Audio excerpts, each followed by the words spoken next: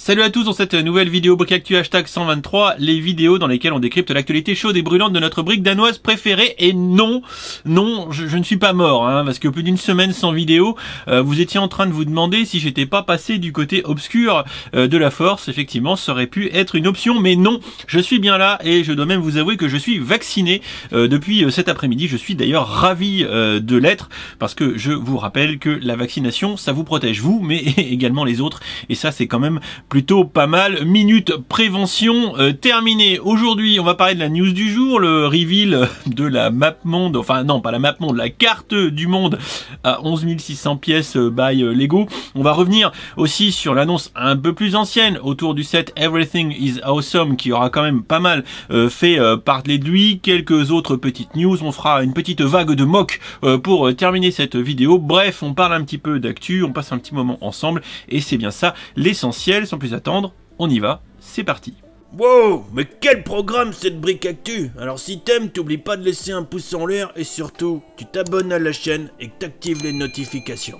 Alors la première news, ça a été révélé aujourd'hui à 10 h, c'était ce matin. Alors je me rappelle plus, enfin en même temps, je reviens de déplacement, donc je me suis pas mis trop dans les news et j'ai pas eu le temps de le préparer avant de partir ou quand Lego nous avait donné les informations du kit de presse. Tout ça pour dire qu'on continue dans le lifestyle avec un gros set 31-203, 11 695 pièces, ce qui fait que Lego se vante ici de nous fournir le set avec le plus grand nombre de pièces, mais en même temps avec des tiles une par une qui composent la majorité de l'inventaire. Il n'y a pas grand succès qu'a pété le record.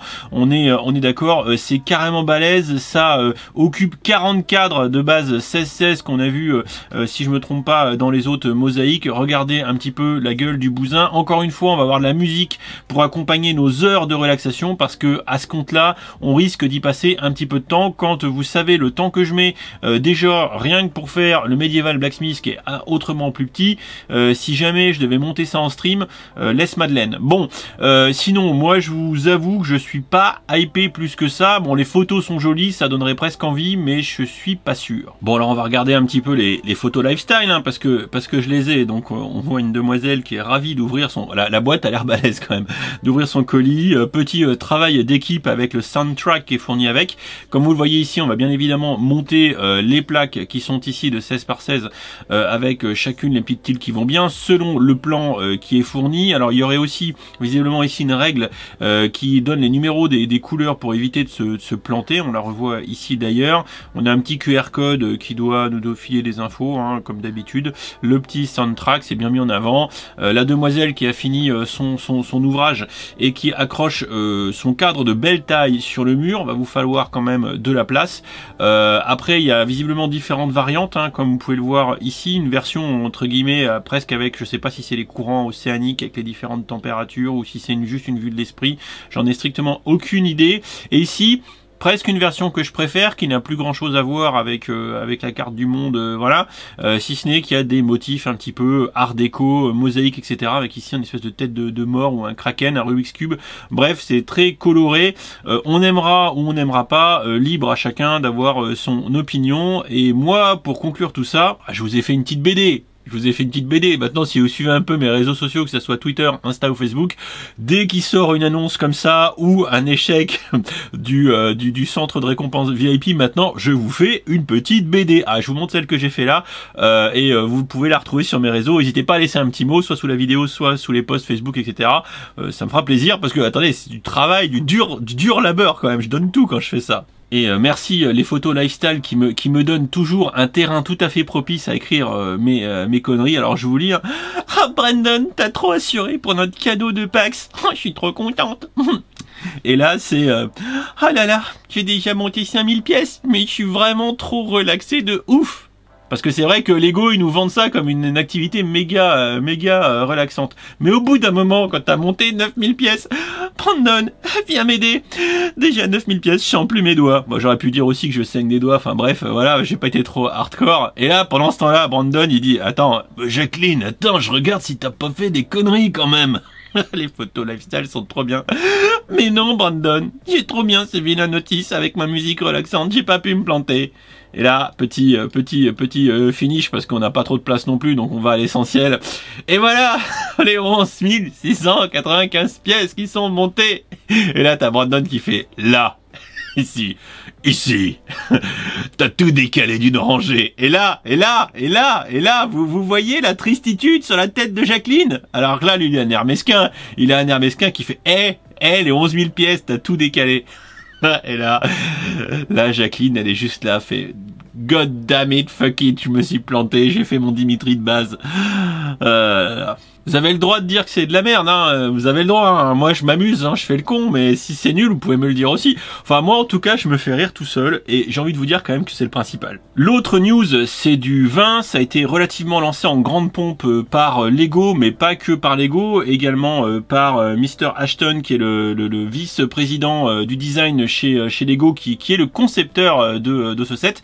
Alors c'est le set 40516, Everyone is Awesome. Je pense qu'on comprend le titre. 346 pièces pour 35 balles dès le 1er juin. Ça va accompagner le démarrage du Pride Month, le mois des fiertés, qui permettra aux gens de la communauté, je vais éviter de me tromper, LGBTQIA+, et vous avez ici William qui donne un petit peu la signification de tout ça, et bien de pouvoir s'exprimer, se mettre en avant, etc., etc. Ce produit finalement permet effectivement de faire un rappel au symbole de cette communauté qui avait été imaginée par l'artiste Daniel Cazard, hein, qui donnait les différentes couleurs, hein, du fameux drapeau LGBT, alors maintenant qui est complété des autres, hein, communautés QIA+, etc., qui englobe le tout. Alors il y a des couleurs visiblement qui ont été ajoutées, alors j'ai également le kit de presse, hein, voilà, et alors je trouve le set plutôt sympa, avec de la figue monochrome, c'est intéressant. Je pense que tous les fans de minifigures et surtout de minifigurines monochrome y trouveront certainement leur compte. Après, évidemment, le set est fort en symbolique. Et je vais vous parler en toute honnêteté et je vais vous donner mon opinion autour de ça. Je trouve le set plutôt sympa et il est pas dit que je le prenne pas. Enfin, on va dire à choisir entre la map et ce set Everyone is Awesome. Je pencherai plutôt pour le second set. Ça a été donc lancé en grande pompe par Lego, par le biais aussi donc de Mr. Ashton, le vice-président du design, qui avait teasé depuis belle lurette sur son Twitter à chaque fois une brique de couleur par brique de couleur qu'il allait sortir un set de son design. Il est membre de cette communauté LGBTQIA+.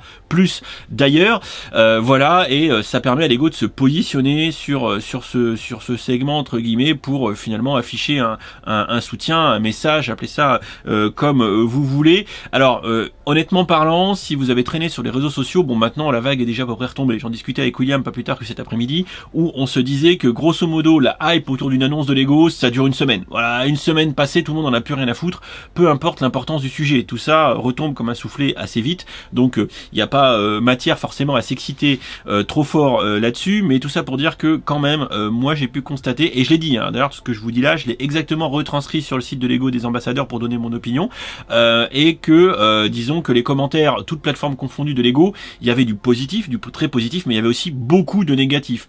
Ce que j'ai signalé moi d'ailleurs sur le réseau des ambassadeurs, c'est que j'avais rarement vu des posts de Lego qui avaient autant de commentaires négatifs, parce que c'est des sujets qui sont très clivants, on est d'accord, on n'est pas d'accord, peu importe, c'est pas le sujet, mais les gens se sont exprimés et il y a autant de gens qui ont kiffé que de gens qui n'ont pas kiffé.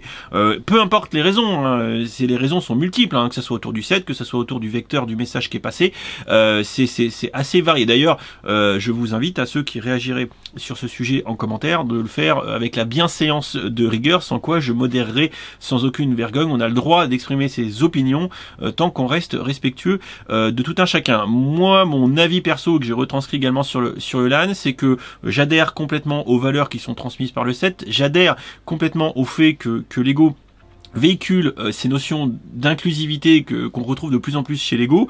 Voilà, ça c'est une vraie tendance, hein. Lego France nous en avait parlé, Lego Danemark l'assume complètement, ils sont dans une stratégie full patate sur l'inclusivité, ce qui se défend tout à fait et ce qui au regard des mœurs et de l'évolution de la société également se comprend tout à fait. Moi j'y vois rien de mal, bien au contraire. Par contre, le seul écueil que moi j'ai évoqué, que je trouvais un peu moins globe, c'est d'en faire trop la pub, quoi. C'est-à-dire de dire ouais regardez, on est dans la mouvance, et on en fait du marketing. Voilà, c'est moi ce que je leur ai dit. Je fais les gars, quand on fait une bonne action, quand on fait quelque chose de bien, bon, on le met pas trop en avant parce que sinon derrière, bah pourquoi tu fais ça? Est-ce que t'as pas un motif caché? Est-ce que t'as pas, bah ouais, là Lego ils sont pas là pour vendre des cacahuètes, ils veulent vendre des sets et quelque part ils essayent peut-être au-delà de la de la stratégie assumée et de la vraie volonté de soutenir la cause, hein, ce qui est tout à fait effectivement à l'honneur de notre brique danoise préférée, mais quelque part aussi il y a le motif marketing clairement parce qu'on ne vend pas des biscuits, on veut vendre du set et voilà, donc c'est un vrai sujet, il y aurait de quoi débattre trois plombes sur le Discord d'ailleurs, vous pouvez toujours le rejoindre, il y a les liens dans la description de la vidéo. Ça a été un sujet de discussion pas animé mais assez fourni le jour de l'annonce du set. Bon, c'est retombé effectivement comme un soufflet depuis. Voilà, on peut en discuter dans les commentaires bien sûr, tant que vous restez zen autour du sujet. Mais là concrètement, bah, c'est vrai que disons que ça remue un petit peu les foules parce que c'est des sujets qui sont clivants évidemment, et à chaque fois vous connaissez bien l'internet, ça peut des fois servir de défouloir et c'est assez peu surprenant d'ailleurs. Voilà pour cette news, vous nous donnerez aussi votre avis, savoir si vous comptez l'acheter ou pas. Voilà, c'est vous qui nous direz. Je continue avec un petit article pécho sur stonewars.de autour des sets Harry Potter qui vont arriver au mois de juin. Et bien sûr, je vais tout prendre, hein, vous vous en doutez. Alors, ce qui est assez intéressant, c'est cette petite infographie. Je sais même pas où ils l'ont pécho, mais peu importe, c'est intéressant.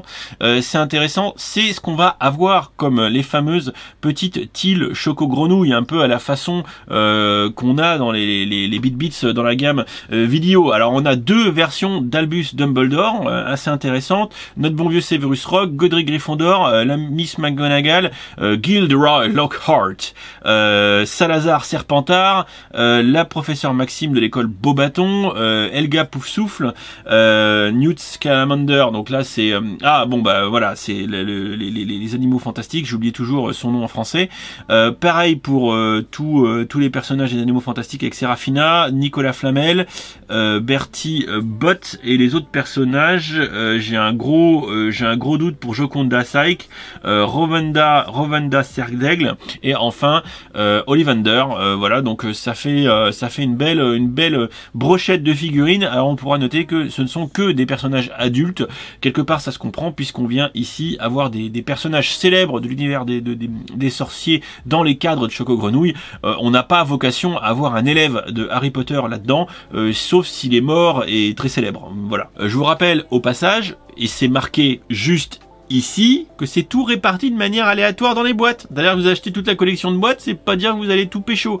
William m'en parlait aussi, je sais pas si sur le Discord, je vais pas faire une section échange parce que ça va être, franchement, ça va être chaud potentiellement de tous les récupérer, quoi. Enfin voilà, affaire à suivre. Petite news très triviale sur les sets mignons 2021 qui sont disponibles, donc 3 boîtes. Moi je m'en fous à peu près comme de mon caleçon de la veille. William m'a balancé tout ça, à savoir que le film ne sortirait lui qu'en juillet 2022. Autant dire que ça va faire comme tous les sets, comme par exemple le set autour du Black Widow qui est sorti quasiment 2 ans avant le film. Bon, c'est un peu hors sujet, mais bon, ça fera des sets pour les gamins si ça leur plaît. Ah, je vous en ai parlé tout à l'heure avec le set Everything is Awesome. Vous avez une interview donc de Matthew Ashton, le vice-président du design de chez Lego, qui est dispo sur les frères Brick. Voilà, je vous mettrai le lien dans la description si vous souhaitez en apprendre plus sur ses motivations, sur le background, etc. Autre info qui a été couverte par William le 18 mai, à savoir que le premier numéro du magazine Lego Explorer, qui est dispo je crois depuis début mai, 5 mai, un truc comme ça. Voilà, nouveau magazine de Lego avec un petit cadeau ici avec une espèce de machine à voyager dans le temps version steampunk. J'ai acheté le magazine, j'en ai même acheté 2 exemplaires, un pour moi et un à faire gagner je sais pas quand. Si vous voulez une vidéo dédiée pour le magazine, n'hésitez pas, vous me le dites en commentaire. Sinon vous avez ici l'article de William qui est assez complet autour du contexte et du contenu de ce magazine. On passe maintenant à quelques mocks que j'ai retenus sur les frères Brick qui ont été récemment sélectionnés par le site hautement connu de nos frères Brick américains. Ça c'est beau et j'espère qu'on va du coup avoir la galerie Flickr qui va avec. Et d'ailleurs, je suis déjà abonné à Alien 4, donc j'avais déjà vu son travail. Bon, voilà. On voit que ce mock a dû lui prendre du temps parce que il y a une galerie de photos qui est juste monstrueuse. On va regarder celle-ci. Alors ça s'appelle The Ancient Gate of Carava. Je laisse ça très certainement mal prononcé. Alors, Moi, je vous avoue que dans la prochaine Lego Room, avoir ça en déco, ce serait pas mal. Bon, là, elle a cramé un peu l'exposition parce qu'à mon avis, il devait être proche de ses lampes. Une cascade qui tombe hein, et sur lesquelles on voit des bateaux descendre, ça fera penser un petit peu aussi à One Piece hein, quand on passe les. Enfin voilà, ceux qui connaissent One Piece savent de quoi je parle. Évidemment, ça fait très Star Wars, hein, dans l'absolu avec les dômes comme ça. Ça fait très science-fiction également. Alors on pourra quand même noter qu'il y a quand même de la maîtrise parce que là, tous les montages en angle. Ouais, c'est les renvois d'angle, c'est toujours un peu chiant à faire. Hein, donc j'avoue qu'il y a quand même de l'inspiration et je vous avoue que je suis complètement bluffé par le travail et par le résultat. Ouais, j'aimerais bien avoir autant de talent et j'aimerais bien être capable rien que de refaire. Vous voyez le truc, quoi, juste refaire le bousin. Voilà, il y a plein de photos. Vous aurez le lien en description de la vidéo. Franchement, ça vaut le coup de s'arrêter et de regarder un petit peu ce qu'il a fait, ou même par exemple de regarder un petit peu juste la tranche, hein, parce qu'évidemment c'est un peu épais, hein, sinon ça se casserait la gueule, et il y a vraiment de très jolies choses. Un autre petit mock de type médiéval, cette fois-ci avec Roger Cajot, voilà, why not, si j'ai bien prononcé, qui pareil a visiblement fait une bonne quantité de photos. Du coup, je reprends parce que j'étais coupé par le notaire pour l'achat de mon terrain de ma maison, c'était quand même important, j'ai répondu. Le monsieur Roger Cajot, il nous a fait des photos de ouf, les photos sont belles, franchement, c'est du niveau du médiéval blacksmith, hein. Les mecs, enfin voilà, c'est la tour, non, franchement c'est très joli, le petit pont et tout. Je sais pas ce que vous en pensez, mais ouais, il y a quand même du talent. Alors bien sûr, ici sont utilisées les techniques de construction de mock, hein, qui sont désormais bien connues, avec des briques, vous savez, des fois de 2 par 2 avec des tenons. Est-ce qu'on en voit? Je sais pas trop. Ou là, il a l'air d'avoir utilisé des briques cylindriques de 1 par 1 et ici une brique de 1 par 1 avec un tenon pour mettre la tile dessus. Et on fait comme ça des segments qui s'arrondissent. Hein. Ça marche plutôt bien, même si moi j'ai jamais fait. Hein. Les techniques se trouvent assez régulièrement dans tout un tas de mocks, hein, ou d'exemples. Hein. Vous voyez un petit peu, on le voit bien, hein, l'utilisation soit de pièces rondes, soit de pièces de 2 par 2, soit de pièces de charnière. Hein, il y a tout un tas de façons de faire. Mais ce qu'on peut au moins constater ici, c'est que c'est très bien fait. On notera également qu'il a l'air d'avoir mis un petit escalier, etc., avec plein de tiles rondes, hein, pour faire des pavés, des cailloux, etc. Bref, c'est du grand Mendes. J'aime beaucoup, mais je crois que j'ai dû mélanger de mock. Hein, j'ai dû faire... ouais, je crois que... Voilà, c'est pas le même. Hein, ouais, vous m'excuserez, c'est la fatigue. Mais c'est pas grave, c'est de toute beauté. Et on terminera ici avec un espèce de labyrinthe cubique de Simon Liu. C'est un concept, hein, en lui-même. D'ailleurs, il y a les frères Brick ont aussi montré ce mock, hein, qu'il a fait là d'une espèce de petite ville steampunk. J'aime beaucoup le concept. J'ai sur le bout de la langue un animé comme ça qui se passe dans un labyrinthe comme ça, tout à fait post-apocalyptique, de compétition. Je trouve ça très joli, très intéressant, très intriguant. Vous pouvez dire ce que vous voulez en même temps, et quand on voit la photo d'angle comme ça, c'est encore mieux. Bon, alors je vois qu'il aurait pu passer un peu plus de temps à bien aligner les tiles, hein, mais bon, en même temps ça ne doit pas être facile. On voit que ça a l'air d'être un peu fragile parce qu'on voit que ça se tortille un petit peu comme ça veut, comme ça peut, mais je vous avoue que la minutie du travail, et j'ose pas imaginer la structure complète. Bon, bien sûr avec les flous, hein, qui sont faits là, hein, c'est certainement qu'il n'a pas fait le cube complet, mais c'est intéressant en demeurant. J'aime beaucoup le concept. En bref, voilà pour cette petite Brick Actu 123 avec les petites news du moment. Il s'est pas passé grand chose pendant que j'étais à Toulouse. Néanmoins, aujourd'hui, la sortie de la map, bon, hein, voilà, Lego continue dans le 18+ lifestyle. Hein, ils ont l'air partis plein de balles là-dessus. 250 balles, le truc de 11 000 pièces. Bon, je vous avoue qu'il faut vraiment être déter pour l'acheter, mais ceci dit, ça trouvera certainement son public. Mais voilà, c'est pas mon cas. Et n'hésitez pas dans les commentaires à donner vos opinions sur les différents sujets abordés dans cette vidéo. Voilà, toujours dans le respect et la courtoisie de rigueur, surtout quand il s'agit de sujets un petit peu sensibles, ou tout du moins sur des sujets où on peut potentiellement pas être d'accord, ce qui arrive de temps en temps. Et on voit ici une vraie prise de risque, hein, de Lego, hein, parce que toujours, encore une fois, hein, sur ce genre de sujet, on expose toujours le flanc à des gens pas contents, hein, c'est toujours un petit peu comme ça. Donc c'est intéressant de voir un peu les réactions de tout le monde autour de ces sujets, tant qu'encore une fois que c'est fait dans le respect. Allez, je vous fais des bisous, je vous dis à très vite, logiquement un stream ce soir. Enfin, terminé Medieval Blacksmith, rendez-vous sur Twitch, c'est dans le lien dans la description et dans le lien épinglé, dans le commentaire épinglé sous la vidéo. Des bisous, une bonne soirée, à très vite, ciao ciao.